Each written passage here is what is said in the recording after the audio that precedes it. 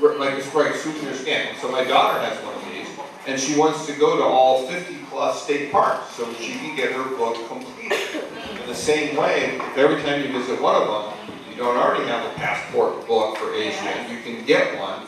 It can even look like an Asian passport, for example. It says, when you go to all 10, I'm now an honorary citizen, right? And so you want that passport stamped, and that would create impetus for people. Yeah, Japan did it a lot. I mean, to so many kind of tourist attractions, Japan, you can have a beautiful stamp and also create a logo exactly for that destination. They even have the, what you say, the icon, like a, what's it called? The mascot, right? The mascot of each one. So should we have the mascot of ASEAN as well, or should we have all the 10 mascots all together and create an event to say, okay, let's come here? Yeah, I don't know. I'm not a big mascot fan, personally. Okay. But something like that, yeah, that's true. I am a big mouse fan. But something like that, that can work too. There's a museum in Austria where you buy a ticket, you come in, and the ticket is a puzzle piece. And the puzzle is 20 pieces, and your puzzle piece is numbered. That means you have to come 20 times and ask for the other number to have the complete puzzle at home.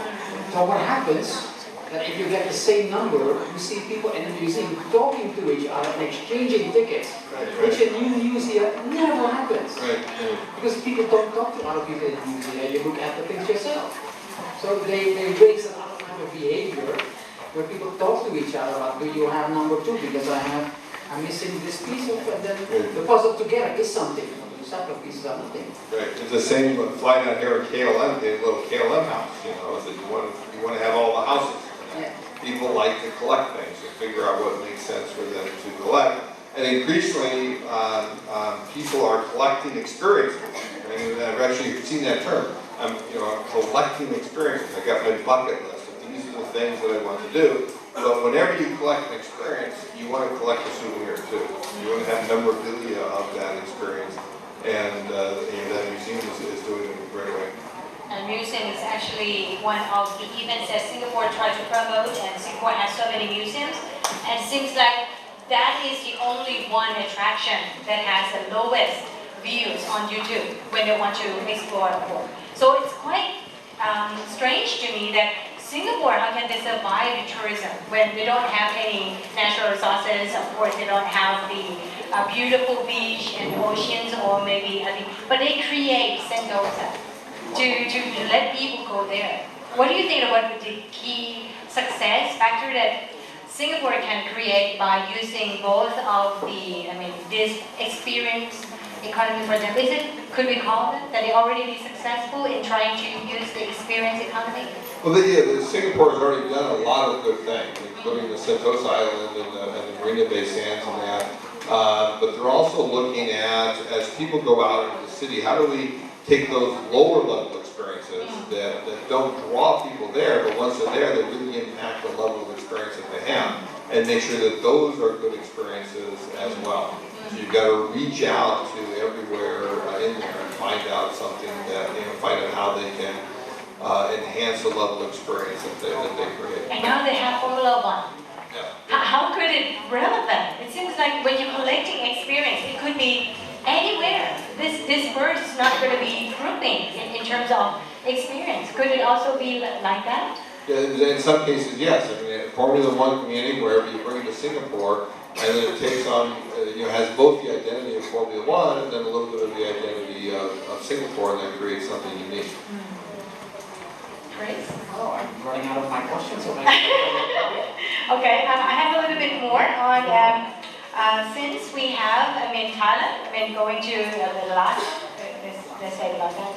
Thailand has so many things, right? Also, we try to create some kind of events, mega events like this one. We have this royal boat coming along. I don't know when we're going to have it again.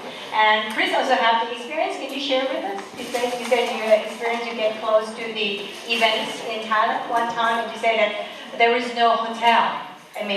Giving these events or take this opportunity to create the promotion. What is that event? Can you share with us? I think if my friends coming here from the Netherlands and they ask me to show them around, then first of all, I take them to the famous tourist attractions, the Grand Palace, and the second time, or the second day, if they have time, I bring them to things I like. And that's really something different than the tourist attractions. Yeah, so then I go to Bangkok market, which is the flower market, and you have to be there in the morning 5 o'clock, so you have to get up, else you don't see it. Come at 10 o'clock and the business is already gone. Let's say the things that people do, they're making flowers, buying They're just like Japan, they just send the people to go to how they trade their fish. Right, in Tokyo, there is also one of the... Yeah, and also fish markets here, so that's much more authentic and experienced, because people still remember that. And even some Thai people, I talk to them, they don't know these kind of things. Right. Well, and that's why it's an experience, because again, you know, fish, flowers, they're commodities, right? But the experiencing of them in a way that you're not used to, in a way that, you know, the restaurants have to go and buy fish in the morning. This is how they go about doing it. Because I'm not a restaurateur, you know, for them it's a job, for me it's an experience. And that's the way it is. In fact, one of the great things that I think will happen more and more with tourism is what I call paying labor. Paying labor, that you'll get tourists to pay you to work for you. Right? And where I first saw it was in shrimp boats in South Carolina, is that you would get, you know, $25 to go and work on a shrimp boat for 3 or 4 hours.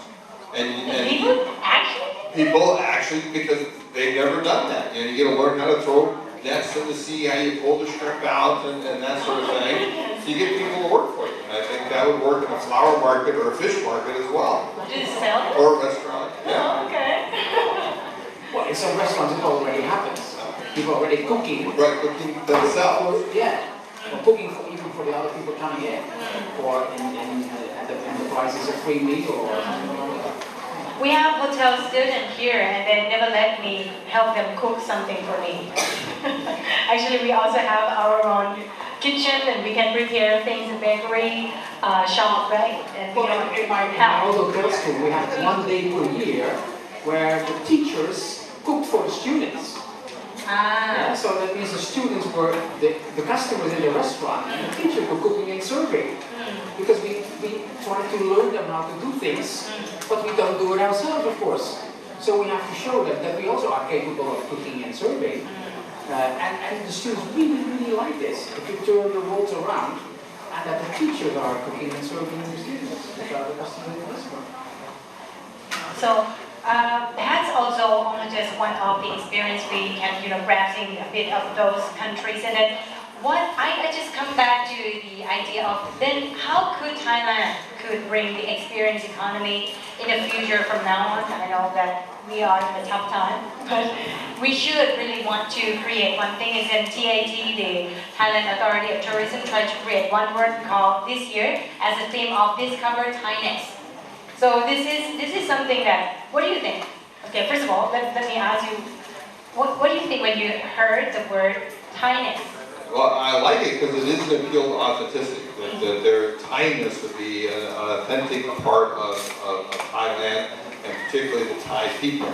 You can't have Thainess just from the land. You have to have the people there as well. So it's a way of thinking about connecting them to local people and discovering what that Thainess really is. And it's the heritage of the country. So I like it a lot. Right. We have to think about it, because if you look at the forecast in the coming 5 years, tourism arrivals are going sky high. Yeah, that means, let's say, we already have millions and millions, and it only has potential to grow. Yeah, but another problem is we have certain kind of groups which are growing much bigger, like the Chinese, for instance, and then they more or less confiscate some environments, I would say. So for other people, it's not so. I told you about the Grand Palace. If you go there a little bit late, it's overcrowded with Chinese. And I'm not having anything against Chinese, but they all do the same kind of things in groups with 30, 40 people. And I don't like to be in such a crowd. Chinese, and I don't even see Thai people.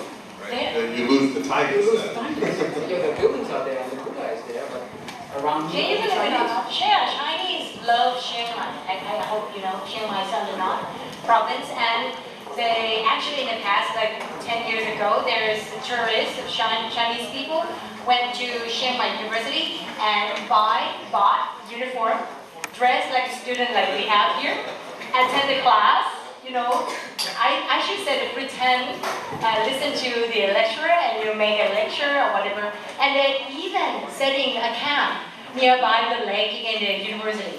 And now it seems like that kind of experience still remains, because I heard from my friends a couple of days ago that they built a small Shanghai in China to make people who cannot come to Shanghai and then create this kind of thing. So experience can export. Could it be, is there any example you have? Yeah, it is. You can export concepts in that. Like you brought Mickey Mouse and Disney and that sort of thing. You now have Disney parks around the world, and they can export that. And you're familiar, I'm sure, with the Dutch theme park in Japan. You know, the House they're doing, I think it's called. But what the Japanese like is they want an experience that's just like it is in the original country. You know, they don't want any deviation from that at all. But other countries like Europe, you know, think about Euro Disney in Paris, Disneyland in Paris, they want to serve alcohol in the park. They want to have mustaches on the people and that. They want it to be, you know, more European, more French in particular. So you have those distinctions just depending on the nature of the particular people in that. But you can export those concepts and create experiences based off of that. Could we copyright it? Like for example, you cannot create Chiang Mai somewhere else apart from China anymore. Please stop. Right. So Yeah, Chinese are famous copiers, obviously. But it'd be better to do it yourself than have somebody do it and not get any value out of it. yeah, so many experience. We also discover we are on the generation of engaging with digital world. So many kind of online experiences we have. Even if we expand into, financial or banking industry. We now engage into an virtual reality of using payment through online. When you're shopping on Facebook, so many people maybe experience to buy things from Facebook, and then how can they create? Financial also try to use experience by engage facility. Is that right? Flexibility could it be also this as experience for the financial sector? Well, yeah, the financial sector is one that's being increasingly commoditized. So they need to think about what experience they create.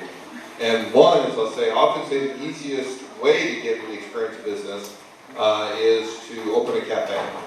You know, because a cafe engages all five senses, it gets people to linger, to spend their time there. And I see more and more banking corporations where that's what they're doing, that they're opening cafes so that people can spend time with them. In Thailand, we have those kind of laws, especially for the elites, for someone that have the platinums or credit card, or you have a very high source of benefits, then you can, lingering with the bank, or maybe you actually go there and they engage into line, right? And so even though you don't come to the bank or don't go to the trade stock market, they're giving the feed. To tell you what's going on now and what you can engage for. There is a new of the funding also come out. You want to buy one or any more information or even telemarketing. How could this, struggle they could create experience when some of the customer would feel like this is annoying? How could we draw, right, the boundaries of trying to create experience for the consumer, but don't let the consumer feel like this is too much of the, invade to my privacy. Even with my telephone, sending online, said, and said that, okay, let's go to the bank, we have a new fund, you can invest with us, and it doesn't. Well, yeah, you have to provide great service again, create a great experience to create a great transformation, and knowing your customers is not the way to be able to do that. Right? You need to think long term and think about what really creates value for you. Okay, so I think Chris, you want to add anything about?